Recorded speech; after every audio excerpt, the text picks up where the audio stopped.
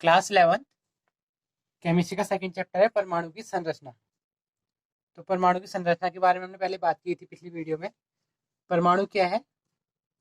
परमाणु पदार्थ का अति सूक्ष्म कण है। इसे अंग्रेजी भाषा में क्या कहते हैं? एटम बोलते हैं। एटम दो शब्दों से मिलकर बना है। इसे समझने के लिए हम ऐसे समझ सकते हैं ए प्लस टर्म। तो इसका मतलब क्या है? A can not, a can not cut, जिसे हम कट छोटा नहीं कर सकते, अर्थात जिसे हम अधिक सूक्ष्म विभाजित नहीं कर सकते, वो क्या कहलाता है? परमाणु कहलाता है। अब परमाणु के अवयव, तो हाइड्रोजन परमाणु को छोड़ के, किसको छोड़ के? हाइड्रोजन परमाणु को छोड़ के शेष सभी तत्वों के परमाणु के मूल अवयव इलेक्ट्रॉन, प्रोटॉन और न्यूट्रॉन है। इलेक्ट्रॉन, प्रोटॉन और न्यूट्रॉन है। और हाइड्रोजन परमाणु के नाभिक में न्यूट्रॉन नहीं मिलता। जो हाइड्रोजन परमाणु है इसके नाभिक में न्यूट्रॉन नहीं मिलता। केवल क्या मिलता? केवल प्रोटॉन मिलने के कारण इसे प्रोटियम बोलते हैं। क्या बोलते हैं? प्रोटियम, प्रोटियम बोलते हैं। अब इसके बाद पहले बात करते हैं इलेक्ट्रॉन की। तो इलेक्ट्रॉन की खोज किसने की थी? इलेक्ट्रॉन की खोज का श्रेय किसे जाता है? सर जे थॉमसन को जाता है। यह पदार्थ का इलेक्ट्रॉन क्या होता है? यह पदार्थ का मूल कण होता है। यह ऋणावेशित कण परमाणु के बाहरी क्षेत्र में मिलता है। तो इलेक्ट्रॉन की खोज किसने की थी? जे थॉमसन ने की थी। इलेक्ट्रॉन की खोज, इलेक्ट्रॉन की खोज जे थॉमसन ने की थी, पता है हमें। अब इलेक्ट्रॉनों की खोज हुई कैसे? तो इलेक्ट्रॉन नामक कणों की खोज विलियम क्रुक्स के एक प्रयोग के परिणाम स्वरूप हुई थी। इन्होंने, ये कांच की क्या है? नली है। कांच की विसर्जन नली में गैस की कुछ मात्रा ली। इसे क्या, ये क्या है? पहले कैथोड किरण नली है। तो इन्होंने क्या किया था? एक नली में गैस की कुछ मात्रा न्यून दाब पर तथा विद्युत प्रवाहित किया था। साधारण दाब पर गैसें क्या होती है? विद्युत कुचालक होती हैं। परंतु न्यून दाब पर एवं उच्च वोल्टता पर गैसों से विद्युत चालन होने लगता है। उन्होंने देखा कि नली में रखे कैथोड से एक प्रकार की अदृश्य किरणें निकल रही हैं। ये जो किरणें हैं, ये किरणें निकलती हुई उन्होंने अदृश्य किरणें निकलती हुई देखी उन्होंने। तो जो क्या हो रहा था? कैथोड से निकल रही है और लंबवत निकल रही है। कैथोड, ये कैथोड है, यहाँ से निकल रही है और लंबवत निकल रही थी। तो ये एक प्रकार के कणों से मिलकर बनी होती है, जिन पर क्या होता है? ऋणावेश होता है। कैथोड से, कैथोड माइनस से निकली, तो यहाँ से क्या है? ये ऋणावेशित होती है। कैथोड से निकलने के कारण इन किरणों को कैथोड किरण कहते हैं। ये कैथोड से निकल रही है ना, तो इस कारण इसे हम क्या बोलते हैं? कैथोड किरण बोलते हैं। तो तथा ऋणावेशित कणों को क्या बोलते हैं? जो ऋणावेशित कण होंगे उन्हें क्या बोलेंगे हम? उन्हें हम बोलेंगे इलेक्ट्रॉन। और जो विसर्जन नली ली थी उन्होंने, उसमें एक साइड कैथोड था, एक साइड एनोड था। Cathode negative, anode positive. अब जो कैथोड किरणें हैं इनके गुणों की बात करते हैं। जो कैथोड किरणें हैं हमारे पास, उनके गुणों की बात। तो इसके पहले गुण की बात करते हैं। कैथोड किरणें एक सरल रेखा में गमन करती है। जो कैथोड किरणें हैं ये एक सरल रेखा में गमन कर रही हैं। सरल रेखा में गमन करती हैं। यदि इनके मारे में कोई अपारदर्शी वस्तु रख दी जाती है तो उसकी छाया विसर्जन नली, की विसर्जन नली है ना, इसके दूसरी ओर दिखाई देती है। अर्थात कहने का मतलब क्या है? अगर ये यहाँ से कैथोड किरणें आ रही हैं और इनके बीच में हमने क्या रख दी? कोई अपारदर्शी वस्तु रख दी, तो इसकी छाया कहाँ दिखेगी हमें? विसर्जन नली में दूसरी ओर दिखाई देगी। इसे नोट करना चाहेंगे तो हम लिख सकते हैं, कैथोड किरणें एक सरल रेखा में गमन करती हैं। यदि इनके मारे में कोई अपारदर्शी वस्तु रख दी जाए तो उसकी छाया विसर्जन नली में दूसरी ओर दिखाई देती है। यह तो था इसका पहला गुण। अब बात करते हैं दूसरे गुण की। इसका दूसरा गुण होता है, जो ये यहाँ पर कैथोड किरण ले ली हमने थोड़ी देर के लिए, ये कैथोड नलिका होगी, यहाँ एनोड होगी, यहाँ कैथोड हो गया। कैथोड किरणें द्रव्यमान से युक्त होती है। जो कैथोड किरणें होती है क्या होती हैं? द्रव्यमान से युक्त होती हैं। क्योंकि यदि विसर्जन नलिका, ये विसर्जन नलिका है ना, विसर्जन नलिका में कैथोड किरणों के मार्गों को हल्का सा घूमने वाला हम पहिया रख देते हैं। ये ये क्या है? कैथोड किरणों का मार्ग ये है। इसमें अगर हम यहाँ पर कोई हल्का सा घूमने वाला पहिया रख देते हैं तो क्या हो? पहिया घूमने लगता है। इसका इसका कारण क्या है? ये पहिया क्यों घूमने लगता है? इसका कारण यह है कि पहिया उच्च गतिज ऊर्जा वाले द्रव्यमान युक्त कणों से टकराता है, जो इसे घुमा दे रहे हैं। अर्थात कहने का मतलब क्या है? अगर कोई विसर्जन नलिका है, इसमें यहाँ कैथोड किरणें आ रही है, यहाँ पर हमने एक पंखा रख दिया हल्का सा, तो क्या होता है? तो ये पंखा घूमने लगता है। अर्थात कहने का मतलब क्या है कि जो पहिया है गतिज ऊर्जा वाले, उच्च गतिज ऊर्जा वाले द्रव्यमान युक्त कणों से टकराता है।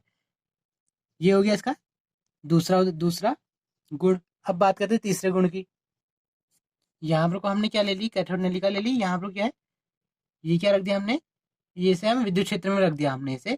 और तो इसमें क्या देखते हैं हम जब ऐसा करते हैं तो हमें देखने को मिलता है कि जो कैथोड किरणें धनावेशित प्लेट की ओर विक्षेपित हो जा रही हैं। इससे क्या, जो धनावेशित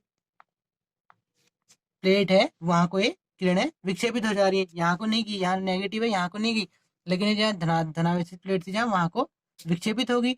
इससे हमें क्या समझ में आता है, इससे हमें समझ में आता है कि कैथोड किरणें क्या होती हैं, ऋणावेशित होती हैं। तो ये था इसका तीसरा गुण। अब बात करते हैं चौथे गुण की। कैथोड किरणें चुंबकीय क्षेत्र द्वारा प्रभावित होती हैं। जो कैथोड किरणें होती हैं वो चुंबकीय क्षेत्र द्वारा प्रभावित होती हैं। यदि विसर्जन नली के लंबवत चुंबकीय क्षेत्र रखकर विद्युत क्षेत्र में विद्युत प्रवाहित की जाए तो कैथोड किरणें क्या होंगी, दक्षिण ध्रुव की ओर मुड़ जाती हैं। दक्षिण ध्रुव की ओर मुड़ जाती हैं, जो कि ऋणावेशित होने की पुष्टि करता है। यहाँ पर कैथोड किरण ले ली हमने, यहाँ पर चुंबक हो गया, यहाँ पर यहाँ पर कैथोड एनोड तो पता ही है हमें, और यहाँ पर उच्च विभव स्रोत लिया। तो क्या देखने को मिला हमें, यहाँ से किरणें आई और कहाँ चलेगी, कहाँ को मुड़गी, दक्षिण ध्रुव को मुड़गी। इससे क्या पता चल रहा है हमें, इसके ऋणावेशित होने का पता चल रहा। ये तो हमने पढ़ लिए। इसके अलावा दो तीन कुछ और गुण भी होते हैं, उनके बारे में बात करते हैं। जो कैथोड किरणें होती हैं वो धातुओं से टकराकर एक्सरे किरणों को उत्पन्न करती हैं। किससे टकराकर, धातु से टकराकर एक्सरे किरणों को उत्पन्न करती हैं। और कैथोड किरणें अत्यंत पतले धातु की चादर को भेज सकती है। ये तो बात की हमने अभी कैथोड के बारे में। अब इसके बाद बात करते हैं एनोड के बारे में। तो जो एनोड किरणें होती हैं, एनोड किरणों की खोज किसने की थी, गोल्डस्टीन नामक वैज्ञानिक ने की थी। उन्होंने विलियम क्रूक्स की विसर्जन नलिका में छिद्रित क्रोड लगाकर, ये इसमें छिद्रित क्रोड लगा दी आपको, इन्होंने क्या किया, छिद्रित क्रोड लगाकर न्यून दाब पर गैस में विद्युत विसर्जन किया। न्यून दाब में क्या करा, विद्युत विसर्जन किया। अब उसके बाद उन्होंने क्या पाया, गैस का जब गैस में विद्युत विसर्जन किया उसके बाद उन्होंने पाया एनोड से अदृश्य किरणें निकल रही हैं। एनोड से भी क्या निकल रही हैं, अदृश्य किरणें निकल रही हैं। किरणें निकल रही हैं एनोड से भी अदृश्य। तो जो छिद्रित कैथोड के आर पार हो जा रही है, जो छिद्रित कैथोड है, ये छिद्रित कैथोड है, इसके आर पार हो जा रही है। इन किरणों की प्रकृति कैथोड किरणों से भिन्न थी, क्योंकि ये विद्युत क्षेत्र तथा चुंबकीय क्षेत्र में विपरीत दिशा में विक्षेपित हो रही है। ये कहाँ विपरीत हो रही है, विद्युत क्षेत्र तथा चुंबकीय क्षेत्र में विपरीत दिशा में विक्षेपित हो रही है। तो ये उस किससे भिन्न है, कैथोड से भिन्न है। अब बात करते हैं एनोड किरणों के गुणों की। जो एनोड किरणें होती हैं वो एक सरल रेखा में चलती हैं। एनोड किरणें एक सरल रेखा में चलती हैं। एनोड किरणें भी द्रव्यमान युक्त कणों से मिलकर बनी होती हैं। जो एनोड किरणें होती हैं ये भी द्रव्यमान युक्त कणों से मिलकर बनी होती हैं। और साथ ही एनोड किरणों पर कौन सा आवेश पाया जाता है, धनावेश, जबकि कैथोड में क्या पाया जा रहा था, ऋणावेश पाया जा रहा था। अगली चीज आई प्रोटॉन। प्रोटॉन नामक कणों की खोज कब हुई थी, 1886 में हुई थी, और गोल्डस्टीन नामक वैज्ञानिक ने की थी। प्रोटॉन को हम पी से भी डिनोट करते हैं। इसकी परिभाषा, परमाणु का वह मूलभूत कण, प्रोटॉन परमाणु का वह मूलभूत कण है जिसमें इकाई धनावेश होता है, तथा जिसका द्रव्यमान कितना होता है, इसका द्रव्यमान होता है 1.6 गुणा 10 की घात -27 kg होता है। तो प्रोटॉन क्या है, प्रोटॉन परमाणु का वह मूलभूत कण है जिसमें इकाई धनावेश होता है तथा जिसका द्रव्यमान 1.6 गुणा 10 की घात -27 kg होता है। इसके बाद बात करते हैं न्यूट्रॉन की।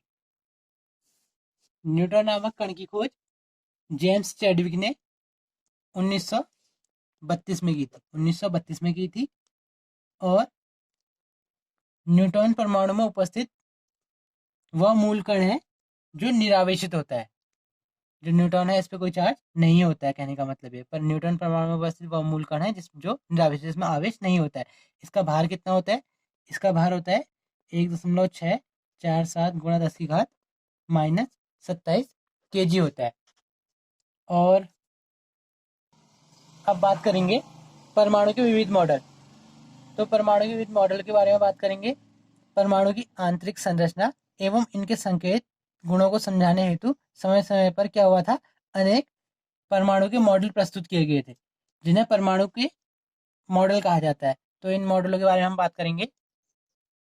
थॉमसन का परमाणु मॉडल, सन 1988 में जे थॉमसन द्वारा दिए गए परमाणु मॉडल में परमाणु को गोलाकार उदासीन कण कहा गया। थॉमसन ने परमाणु को तरबूज के रूप में परिभाषित किया, एक तरबूज के रूप में परिभाषित किया। किसने, थॉमसन ने। क्या कहा था उन्होंने कहा जो तरबूज है, तरबूज के अंदर एक तो लाल भाग होता है, एक बीज होते हैं। उन्होंने बीजों को, जो बीज होते हैं उसमें धसे होते हैं काले, उन्हें क्या बोला, ऋणात्मक बोला। और बाकी जो धनावेश जो खाने वाला हिस्सा होता है, उसे, जो बाकी खाने वाला हिस्सा होता है उसे क्या कहा उन्होंने, धनावेश कहा। उन्होंने कहा कि इलेक्ट्रॉन धनावेशितों के बीच में बीजों के समान धसे होते हैं।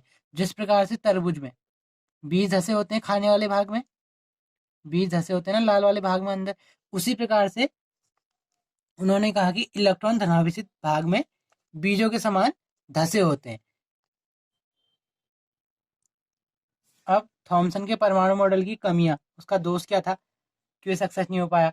जो थॉमसन का परमाणु मॉडल था, ये नहीं बता पाया कि धनावेश, इसमें जो परमाणु है उसके अंदर क्या क्या होते हैं, धनावेश और ऋणावेश दोनों चीजें होती हैं, धनावेश भी है ऋणावेश भी है। परंतु धनावेश और ऋणावेश परस्पर एक दूसरे को निरावेशित क्यों नहीं कर देते। इसमें जो परमाणु है उसके अंदर धनावेश और ऋणावेश दोनों बताया उसने, परंतु ये नहीं बता पाया कि जो इसके अंदर ऋण भी है धन भी है, दोनों आवेश है, तो ये दोनों एक दूसरे को निरावेशित क्यों नहीं कर देते। अब इसके बाद बात करते हैं रदरफोर्ड का परमाणु मॉडल। तो रदरफोर्ड ने जो परमाणु, रदरफोर्ड और उसके दो साथियों ने जो मॉडल दिया था वो 1911 में दिया था। तो उन्होंने क्या किया था, उन्होंने एक सोने की पतली पन्नी ली थी, ये मान लेते हैं कोई सोने की पतली सी पन्नी है, उन्होंने एक सोने की पन्नी ले ली। उन्होंने इस पर अल्फा कणों की बौछार कराई, अल्फा कणों का प्रहार किया। तो अल्फा कणों का जब उन्होंने प्रहार किया तो वो क्या देखते थे कि बहुत सारे अल्फा कण जो थे वो झिल्ली से आर पार चले जा रहे थे, बहुत सारे अल्फा कण झिल्ली से आर पार हो जा रहे थे, और बहुत सारे कण टकराकर, झिल्ली से टकराकर विभिन्न कोणों में विक्षेपित हो जा रहे थे। अधिकांश जो कण थे वो क्या हो रहे थे, टकराकर झिल्ली से विक्षेपित हो जा रहे थे अलग अलग कोणों में। और एक चीज और देखी उन्होंने, ये भी देखा कि परंतु बहुत कम कण, ये तो हो जा रहे थे ज्यादा, परंतु बहुत कम कण क्या हो रहे थे, झिल्ली से टकराकर उसी दिशा में वापस आ रहे थे, झिल्ली से टकराकर उसी दिशा में वापस आ रहे थे। तो जो तीन चीजें उन्होंने देखी, इसके आधार पर उन्होंने अपने मॉडल को तैयार किया। इन 3 पॉइंट को हम नोट कर लेंगे। इन 3 पॉइंटों के हिसाब से ही उन्होंने अपना मॉडल दिया है। फिर अब इसके आधार पर हुआ क्या, परमाणु का अधिकांश भाग रिक्त है, परमाणु का अधिकांश भाग रिक्त है, जिसके कारण अल्फा कण स्वर्ण झिल्ली से सीधे ही आगे निकल जा रहे हैं। जो कण आगे निकल जा रहे हैं उनकी कंडीशन, परमाणु का अधिकांश भाग जो है वो रिक्त है, खाली खोखला। तो जिसके कारण जो अल्फा कण हमने यहाँ से भेजे थे वो क्या हो जा रहे हैं, इस झिल्ली से सीधे ही आगे निकल जा रहे हैं। और दूसरा पॉइंट, परमाणु के मध्य एक धनावेशित केंद्र होता है, जो परमाणु है ये, उसके मध्य क्या होगा, एक धनावेशित केंद्र होगा, धनावेशित केंद्र होगा।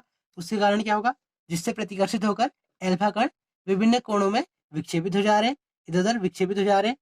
और परमाणु के धनावेशित केंद्र को क्या कहते हैं, हम नाभिक कहते हैं, इसे हम नाभिक बोलेंगे। और परमाणु के नाभिक का आकार अत्यंत क्या होगा, छोटा, नाभिक जो होगा वो बहुत ही छोटा होगा, अत्यंत सूक्ष्म होगा। अब अत्यंत सूक्ष्म होगा तो कितना होगा, परमाणु के नाभिक की त्रिज्या कितनी होगी, 10⁻⁻13 सेंटीमीटर, जबकि परमाणु की त्रिज्या कितनी हो जाती है, 10⁻⁻8 सेंटीमीटर।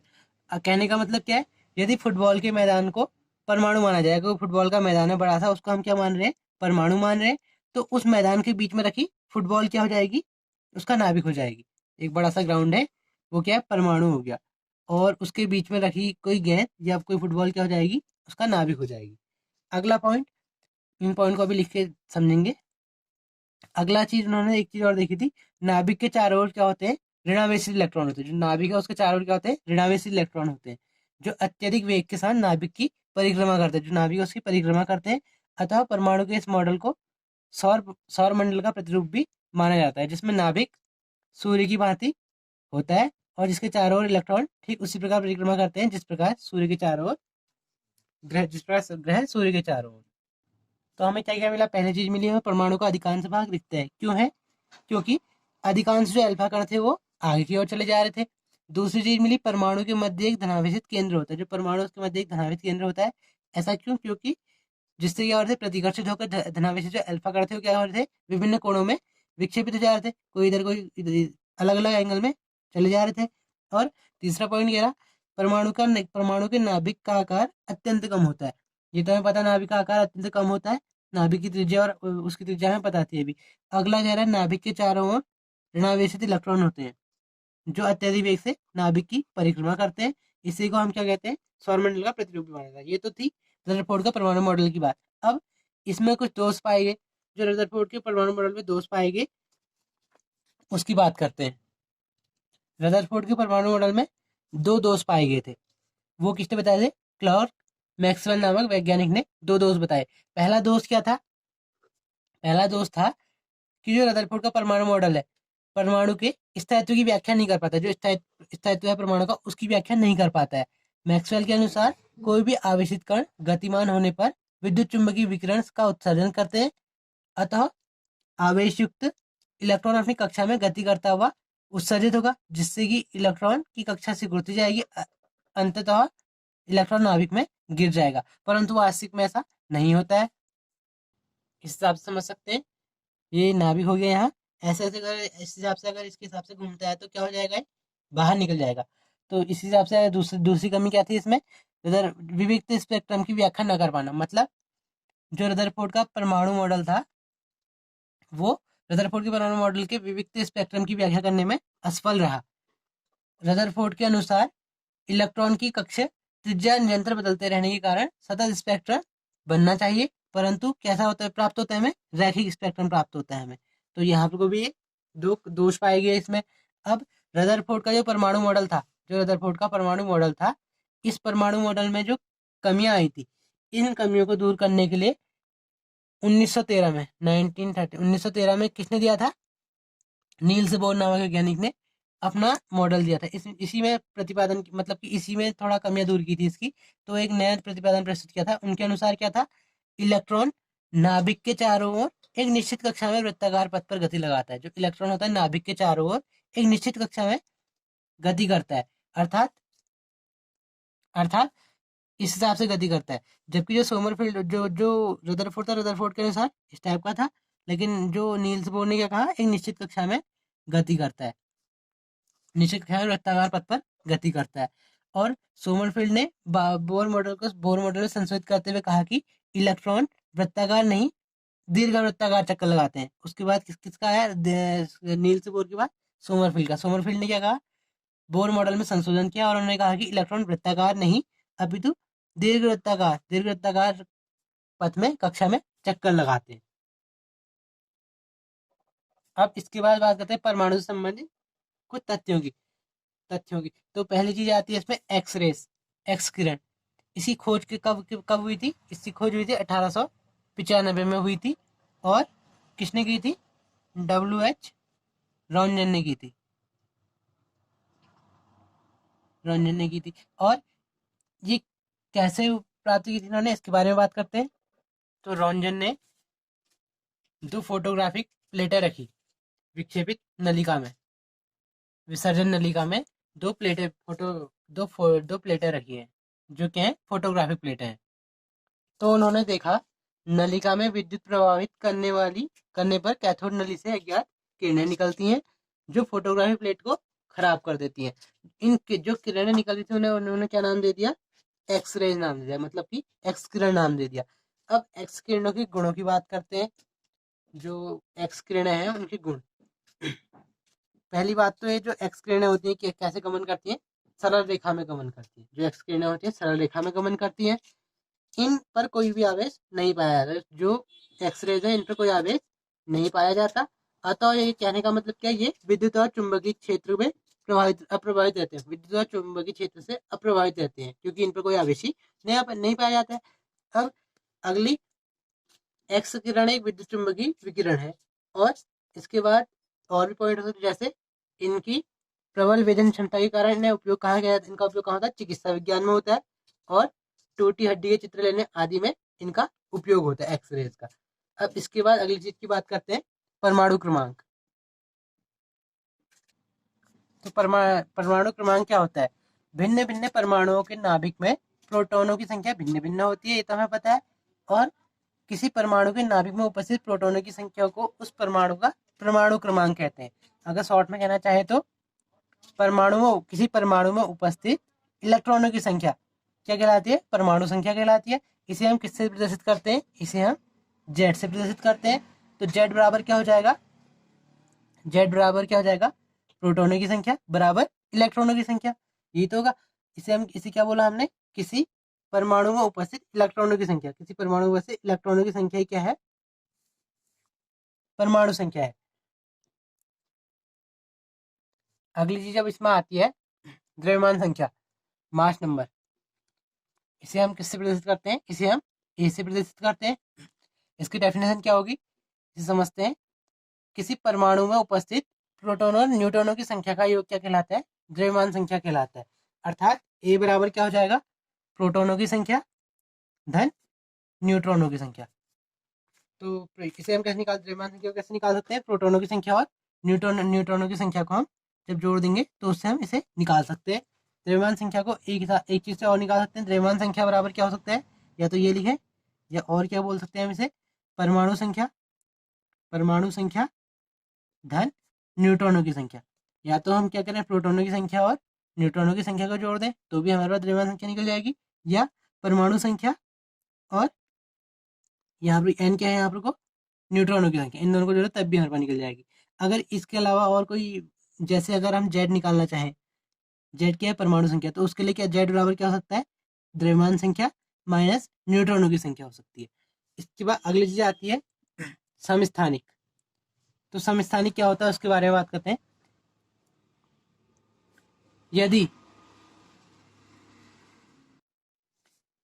एक ही तत्व के वे परमाणु जिनके परमाणु क्रमांक तो समान होते हैं परंतु द्रव्यमान संख्या अलग होती है, जिनके परमाणु क्रमांक तो समान होंगे परंतु द्रव्यमान संख्या अलग होती है, क्या कहलाते हैं, समस्थानिक कहलाते हैं। अगर हम दूसरे शब्दों में बात करना चाहें तो क्या बोल सकते हैं, एक ही तत्व के परमाणु जिनमें प्रोटॉनों की संख्या समान होती है परंतु न्यूट्रॉनों की संख्या में भिन्नता पाई जाती है, तो उसे क्या बोलते हैं हम, समस्थानिक बोलते हैं। जैसे हाइड्रोजन के समस्थानिक क्या क्या है, 1H1 है, 1H2 है और 1H3 है।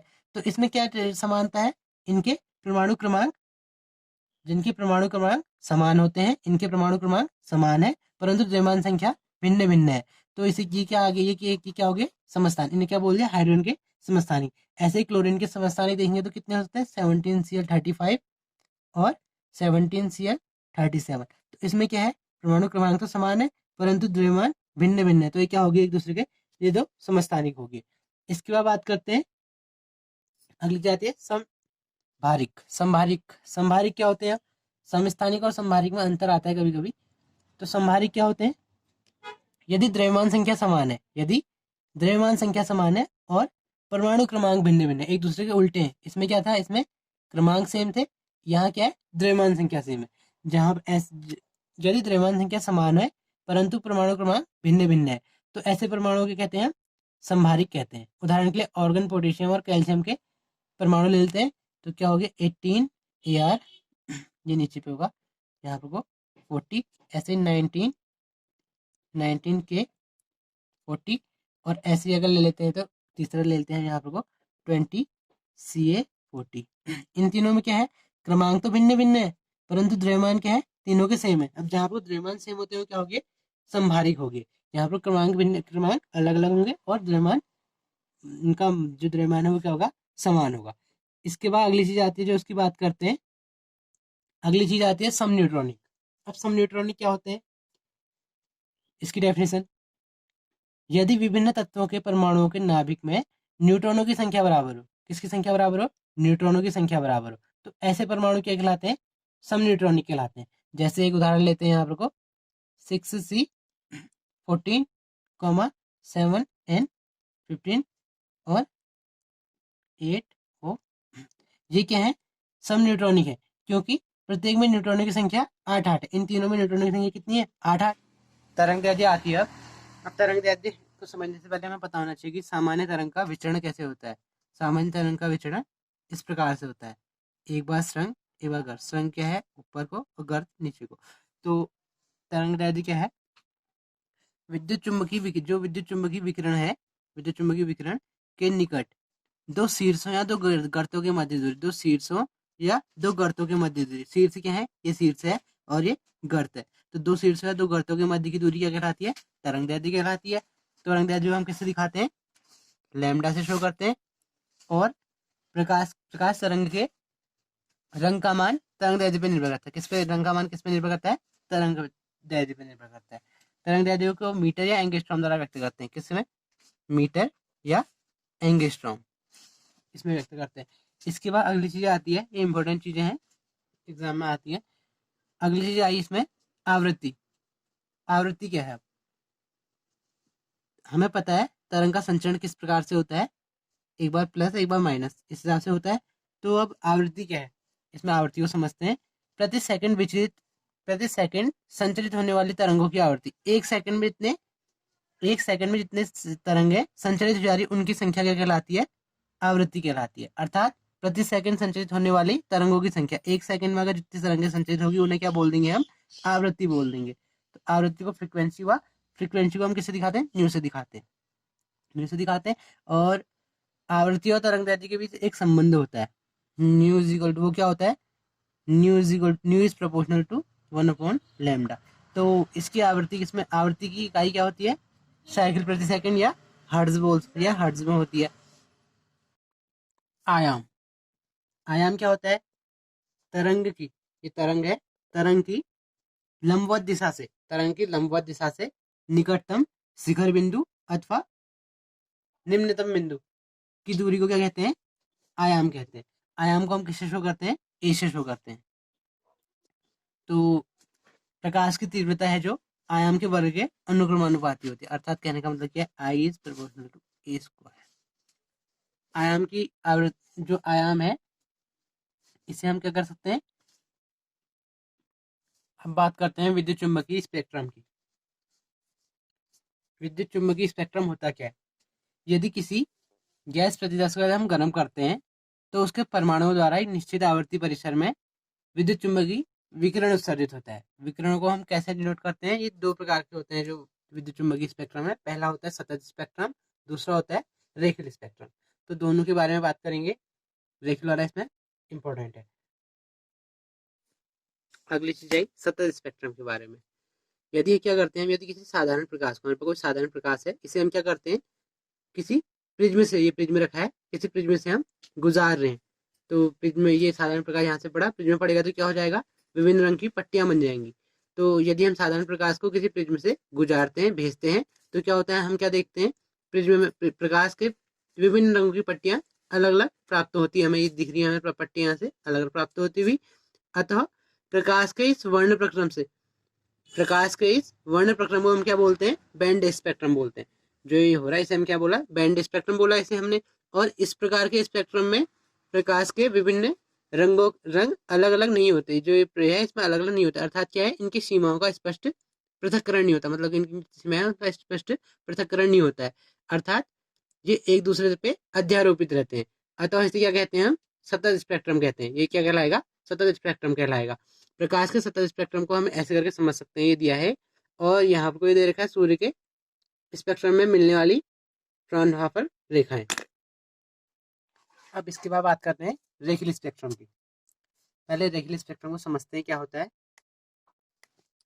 एक परमाणविक गैसों जैसे हाइड्रोजन ले लें, हाइड्रोजन को विसर्जन नली में यदि उच्च वोल्टता में अगर हम गर्म करते हैं तो, और उसे हम किससे गुजारते हैं? प्रिज्म से गुजारते हैं। तो क्या होता है? उसमें अनेक स्पष्ट पतली लाइनें जैसी दिखती हैं, पतली लाइनें दिखती हैं, जो रेखाएं होती हैं, इन्हें हम क्या बोलते हैं? रेखीय स्पेक्ट्रम बोलते हैं।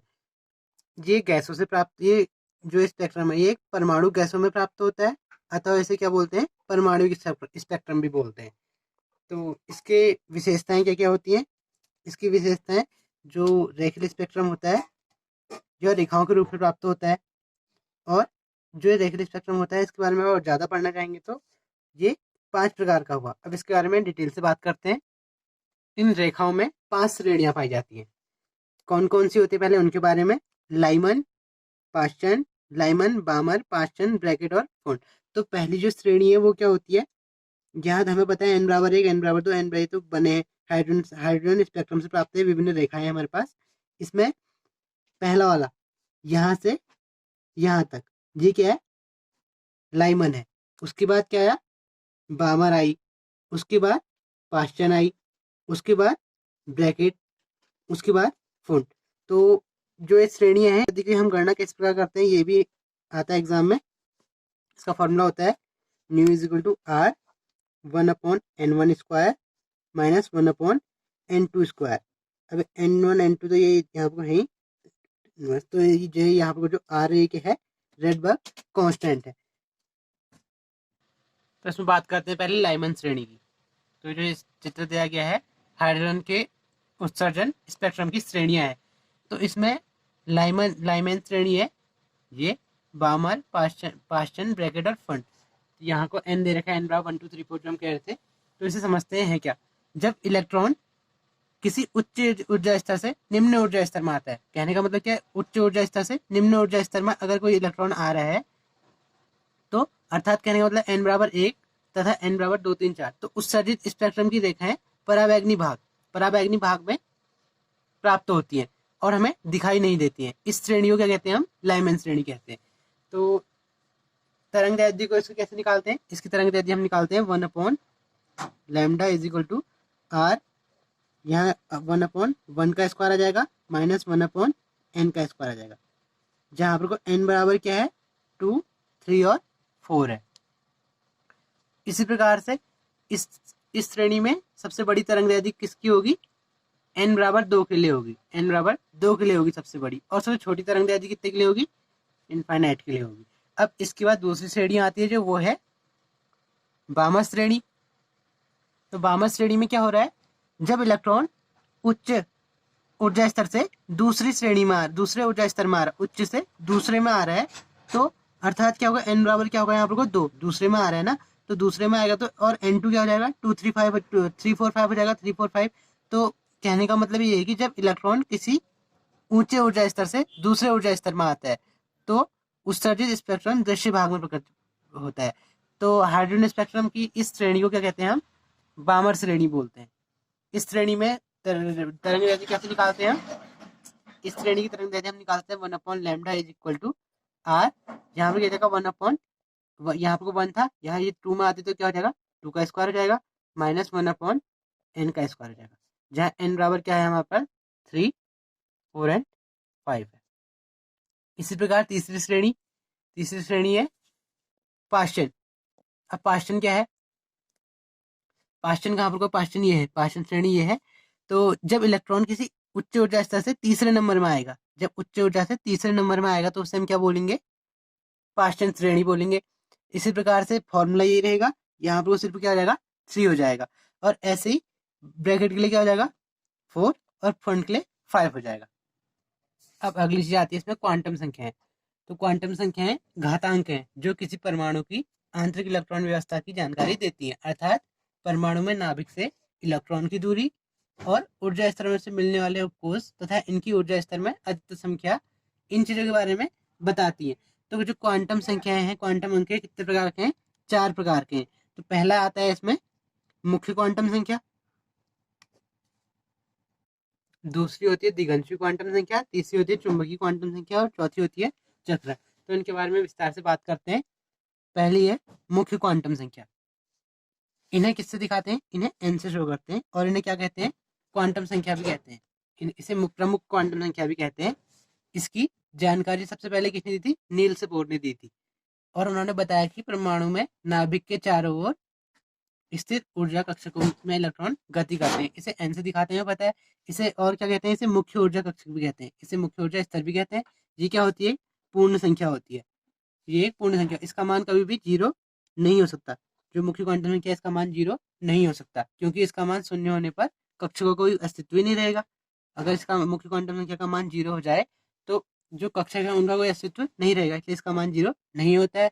तो सेल होते हैं जैसे, तो KLMNO, तो इनमें के लिए कितनी जाएगी, इसकी वैल्यू 1 हो जाएगी, उसकी वजह से बढ़ते रहेगी एक करके।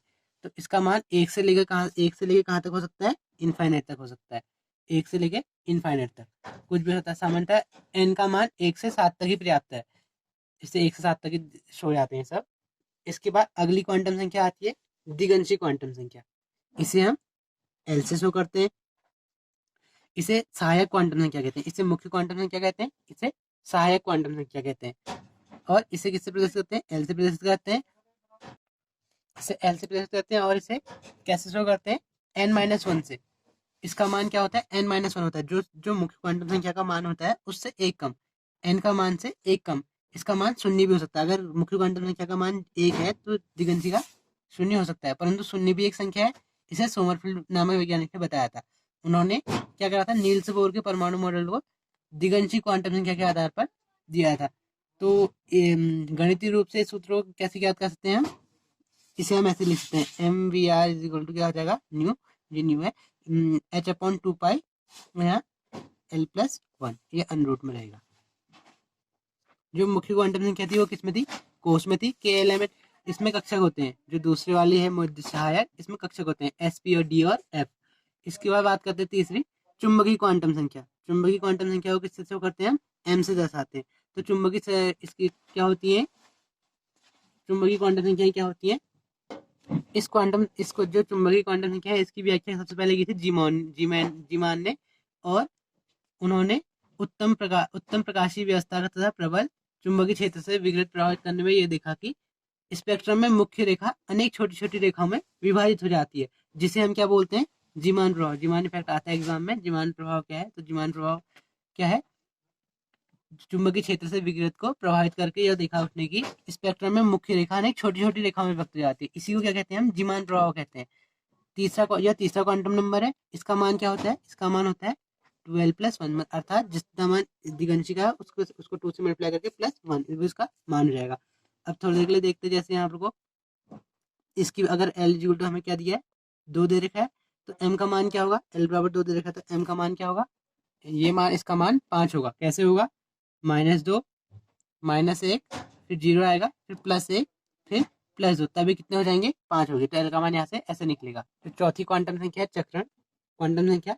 चौथा परंतु महत्वपूर्ण क्वांटम अंक है, जिसकी जानकारी किसने दी, यूलेन बैग ने दी थी। और मुख्य धारणा यह थी कि परमाणु में नाभिक के चारों ओर इलेक्ट्रॉन गतिशील रहते हैं, जिसके साथ ही अक्ष पर नाभिक के चारों ओर गतिशील रहने के साथ साथ अक्ष पर भी चक्रण करता है। तो चक्रण क्वांटम संख्या कितने प्रकार की, 2 प्रकार की, एक तो प्लस हाफ, दूसरी माइनस हाफ। इसे हम बोल सकते हैं +-1/2। इसे हम किसे शो करते हैं, इसे हम एस से शो करते हैं। अब अगली चीज आती है आप बाव का नियम। इंपॉर्टेंट है, एग्जाम में अक्सर आता है। तो आप बाव का नियम क्या कहता है, आप बाव जो है वो एक ग्रीक भाषा का शब्द है।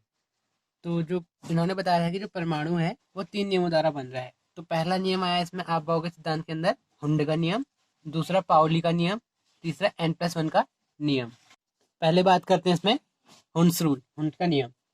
तो हुंड का नियम क्या कहता था, इसे हम बहुलता तथा अधिकता का नियम भी कहते हैं। इस नियम की कुल 2 धारणाएं हैं। पहले इन्हें हम समझेंगे। जो हुंड का नियम था वो 2 सिद्धांत प्रकार का। पहला था कि परमाणु में समान ऊर्जा का कक्षक, जो परमाणु है, परमाणु में समान ऊर्जा स्तर के कक्षक अयुग्मित इलेक्ट्रॉन रहते हैं। जो समान ऊर्जा कक्षक के जो परमाणु में समान ऊर्जा स्तर के जो कक्षक होंगे उनमें अयुग्मित इलेक्ट्रॉन रहते हैं। अयुग्मित इलेक्ट्रॉन मतलब युग्मित नहीं होंगे, अयुग्मित होंगे। युग्म में पेयर ये हुआ, पेयर में नहीं, अयुग्मित रहेंगे। और उसके बाद दूसरा उसने कहा था, जब समान ऊर्जा स्तर के सभी कक्षक भर जाते हैं, जब समान ऊर्जा कक्षक के सभी कक्षक भर जाते हैं, अर्थात वो न्यूनतम एक इलेक्ट्रॉन ग्रहण कर लेते हैं, तभी उनमें इलेक्ट्रॉन का युग्मन होता है। जब एक इलेक्ट्रॉन लेगा उसी के बाद इसमें युग्मन होगा। इसे हम कैसे समझ सकते हैं, कार्बन 6 से समझ सकते हैं। तो क्या 1s2, इसके क्या होगा, 1s2 2s2 और 2p, 2p में क्या होंगे, 2px 2py और 2pz 3 होंगे। तो इसमें भरेंगे किस प्रकार से, 6 इलेक्ट्रॉन भरने हैं हमने, 6 इलेक्ट्रॉन, 2 यहाँ 2 यहाँ 2 यहाँ भरेंगे तो गलत हो जाएगा। उसके हमने क्या कहा था, जब समान ऊर्जा स्तर के सभी कक्षक भर जाते हैं, उसके बाद एक न्यूनतम इलेक्ट्रॉन ग्रहण करते हैं। मतलब कि ये नहीं कि पहले हमने सब में 2 भर दिए, इसमें भी 2 भर दिए, यहाँ नहीं। अगर हम ऐसे भर देते हैं ये और यहाँ भी ये, तो ये कंडीशन गलत मानी जाएगी। क्यों, क्योंकि इसमें पहले इसे यहाँ जाना चाहिए था, उसके बाद तो अगर कोई इलेक्ट्रॉन बचता तब यहाँ आता। तो इस पहले ये भरा, फिर ये भरा, फिर इसमें 2 बचे थे, तो पहले एक यहाँ रहा, एक यहाँ जाना चाहिए था, गलत हो गया। तो इसको कैसे, ये कैसे होगा, 2 यहाँ है और 2 यहाँ है इसी के, और यहाँ पर कैसे होगा, यहाँ पर को एक यहाँ जाएगा, एक यहाँ जाएगा। अगर इसके बाद 2 और होते तो फिर कहाँ जाता, एक यहाँ जाता, फिर यहाँ जाता, फिर यहाँ जाता। ये नहीं कि सीधे 2 के 2 एक साथ आ जाएंगे, एक साथ 2 के 2 नहीं आते हैं। जैसे मैं आपको एक और देखते हैं, नियॉन में क्रमशः 2p को जो है पूर्ण में कम से कम Ni10 है ना, इस टाइप से। तो ये क्या हो जाएगा, ये से यहाँ पर क्या होगा, 1s2 होगा, फिर क्या होगा 2s2 होगा, फिर क्या होगा ऐसे ही 2p6 होगा, तो यहाँ कितने डब्बे होंगे, यहाँ 3 होंगे। तो ये कैसे भरेगा, एक एक, अगर ऐसे ही भरे तो ऐसे ही भर जा रहा है, लेकिन यहाँ कैसे भरेंगे, एक एक एक करके। फिर डबल यहाँ तब होंगे, डबल कब होंगे, जब एक एक भर जाएंगे, उसके बाद डबलिंग होगी। मतलब युग्मित कब होंगे वो, जब एक इलेक्ट्रॉन भर गया, एक यहाँ भर गया, एक यहाँ भर गया, उसके बाद एक इलेक्ट्रॉन युग्मित होंगे, वरना पहले क्या रहेंगे, अयुग्मित रहेंगे। अयुग्मित रहने का मतलब क्या है, सिंगल रहेंगे।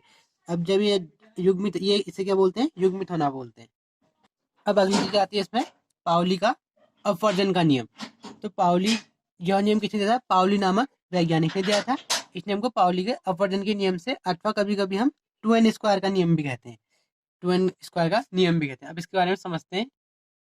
तो अभी हमने पढ़ा था पीछे क्वांटम अंकों के बारे में, तो ये इसमें भी क्वांटम अंक यूज हो रहे हैं। तो परमाणु में किन्हीं भी दो इलेक्ट्रॉनों के लिए चारों क्वांटम का मान एक जैसा नहीं होगा। कहने का मतलब क्या है कि एन एल एम के मान समान होते हैं, सामान्यतः एन एल एम के मान समान होते हैं, और एस का मान भिन्न होता है। अगर समझना चाहे तो हम बोल सकते हैं, परमाणु में किन्हीं भी दो इलेक्ट्रॉन के लिए, परमाणु में किन्हीं भी दो इलेक्ट्रॉन्स के लिए चारों क्वांटम अंकों का मान एक समान नहीं होता है। अर्थात अधिकतम 3 क्वांटम के लिए एक हो सकता है, परंतु सामान्यतः एस के लिए भिन्न होता है। और दूसरी चीज पाउली ने बताई थी, परमाणु में ऊर्जा स्तरों में 2n² के नियम का पालन करते हुए भरते हैं।